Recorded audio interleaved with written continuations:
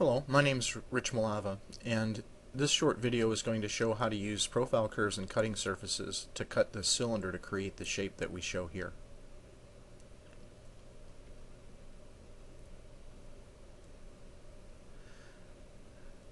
I templated the profile curves earlier. We're going to use Edit Curves, Create CV Curve tool, and create these profile curves. The number of points that you use here is not important. You just want to have a cubic CV curve. We're going to rebuild these before we create the cutting planes. Just make it as close as you can. I want the ends to be level, so select at least 3 CVs at each side and use the scale tool to scale them horizontally. Then just picking CVs, align them to the template.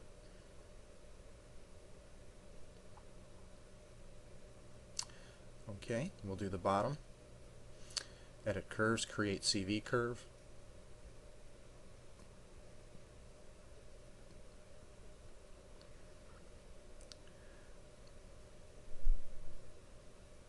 The closer the CV points are together, the tighter the curve will be.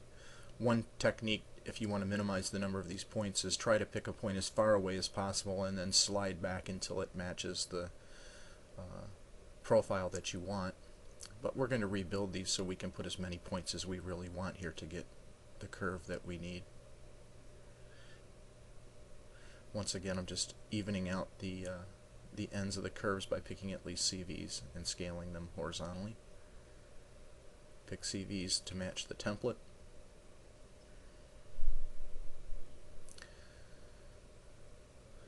We're in the side view here, so I'm just scooting things around in the X or the YZ plane.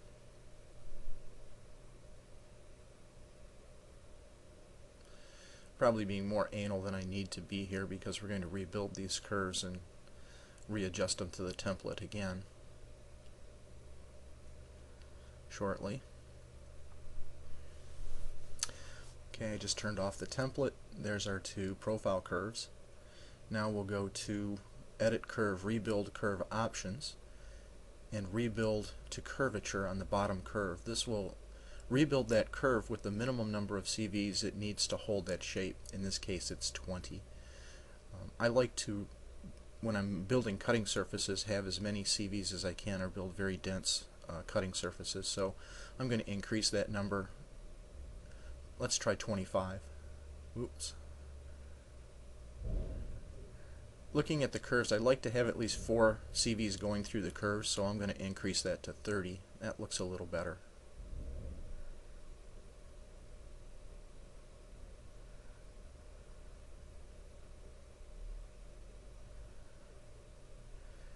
We rebuild these uniformly also. Rebuild with curvature to see how many the minimum number of points you need, and then rebuild uniformly to give you a nice even distribution of CVs. And then once again, I'm just being anal and adjusting all of these to match the profile, the template curves.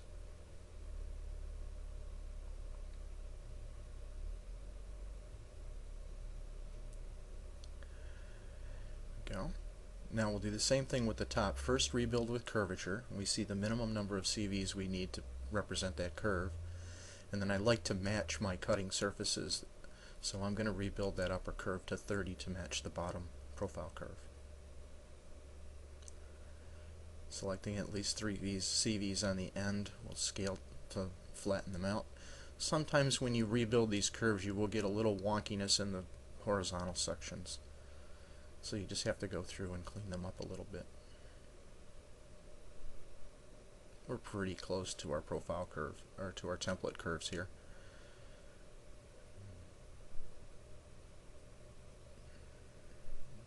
I tend to be too much of a perfectionist sometimes.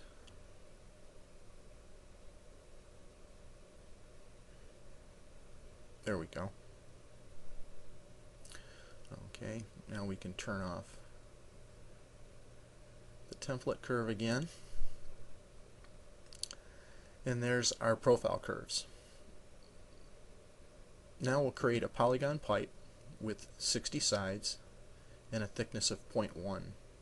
this is going to be the surface that we're going to cut.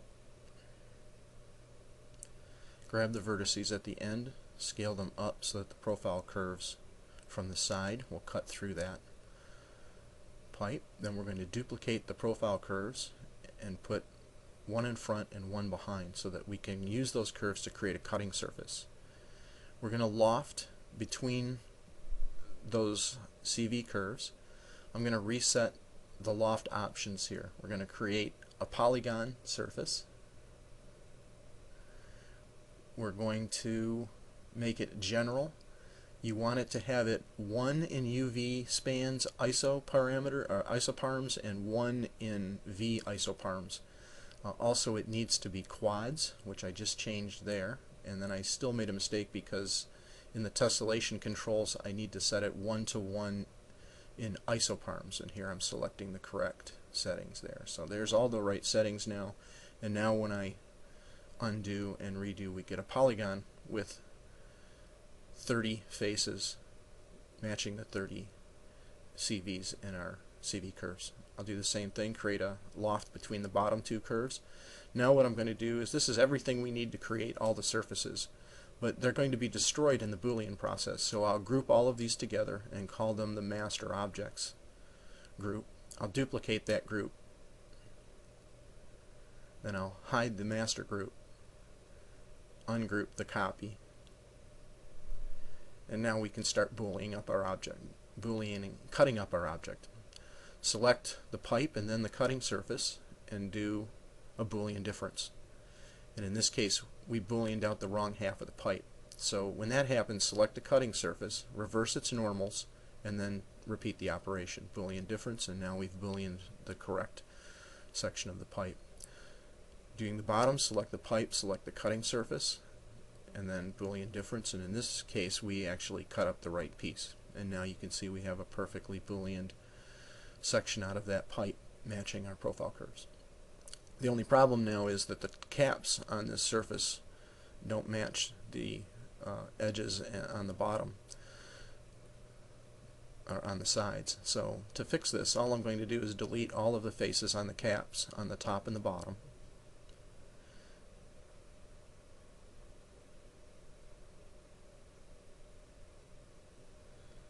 And this is going to leave us with a whole bunch of floating vertices where all of those faces were. And so the next step after we do this, if I select vertex selection mode, you can see we have a bunch of floating vertices here. Right there, there, all over. Let's just select all the vertices and press delete.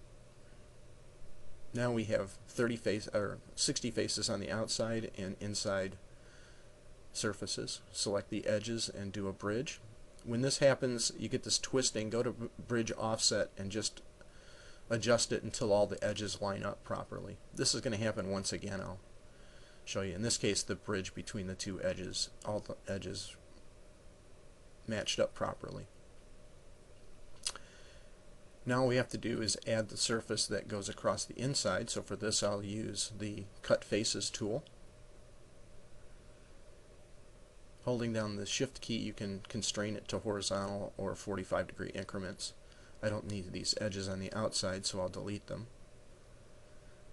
Select the faces on the inside that we want to create the surface and delete them. Now just select the edges and do Fill Hole to create that inner surface.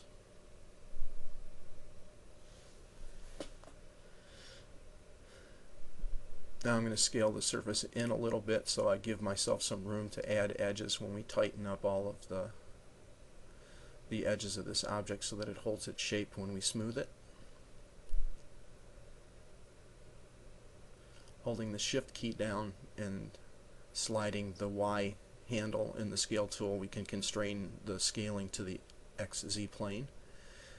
There we go. Now I'll just move it up a little bit. What I do here is use curve snapping. Select the Y handle and press the C key, and then when you gesture over the edge that you want the surface to snap to, it'll snap so that it matches.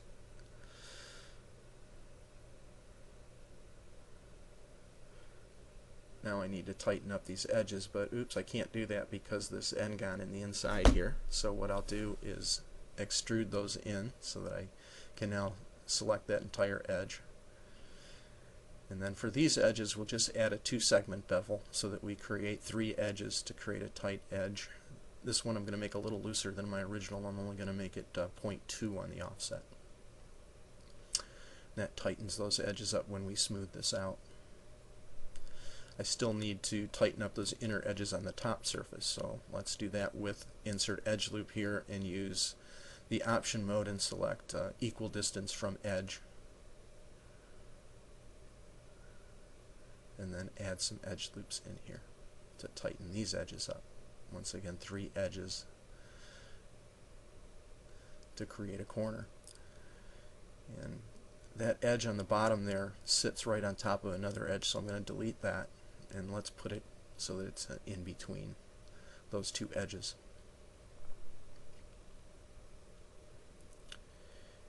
There's a hole that goes through the center of this, so I'll extrude this top section in and then do a bridge faces to create the hole between the top and the bottom surfaces. Once again, we're getting that twisting that happens, so using the bridge offset there, we can just adjust that until those faces all match up properly.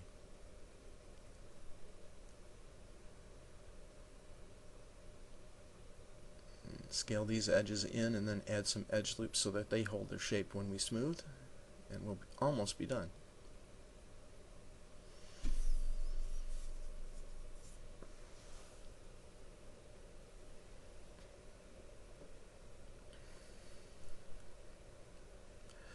Two-segment bevel. This time I'll use an offset of 0.05. That looks about right. There's a little smoothing error that happens here. Don't worry about it when you see it from the top. There it is. You'll see those weird dark segments. Don't worry. When we smooth it all out, those faces are nice and flat. You can see it's nice and smooth. But the inner part of that surface is sticking up a little bit, so I'm going to pick some of these edges and move them down just slightly.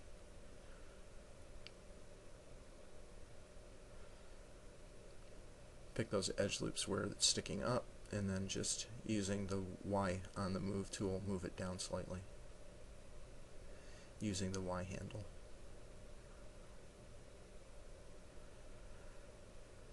There we go. Check it from the side. That looks right. There's that smoothing error again. Eventually I harden all the edges on this so it gets rid of that smoothing error. It was bugging me. So there we go. There's the entire thing booleaned out. Now I'm just going to play around with some edges here. If I see if I can do without a couple of edges.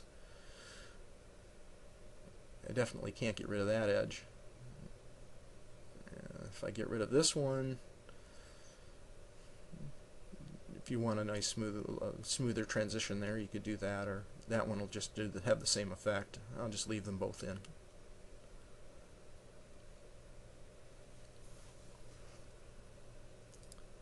Now we'll throw a Phong shader on it.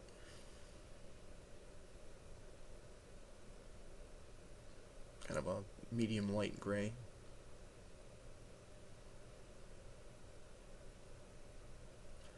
I'll select those profile curves, group them up, and just hide them to get them out of the way. And then at this point I'm going to do a render, and I realize after I do the render that we've got some very long, slender polygonal faces on this surface, and it gives a little shading error. Mainly you only see it when you're in the edit mode. The tessellation during rendering fixes it, but Maya has to do extra calculations, so I'll add a couple of support edges in here in a minute. You see you get a little shading error there and a little shading error at the bottom because of those very long polygonal faces. So with Insert Loop tool, insert multiple edges set to 2. I'll just insert 2 evenly spaced edges on that inner face and the outer face. And then just for extra added measure, I'll add 2 more on those cap faces.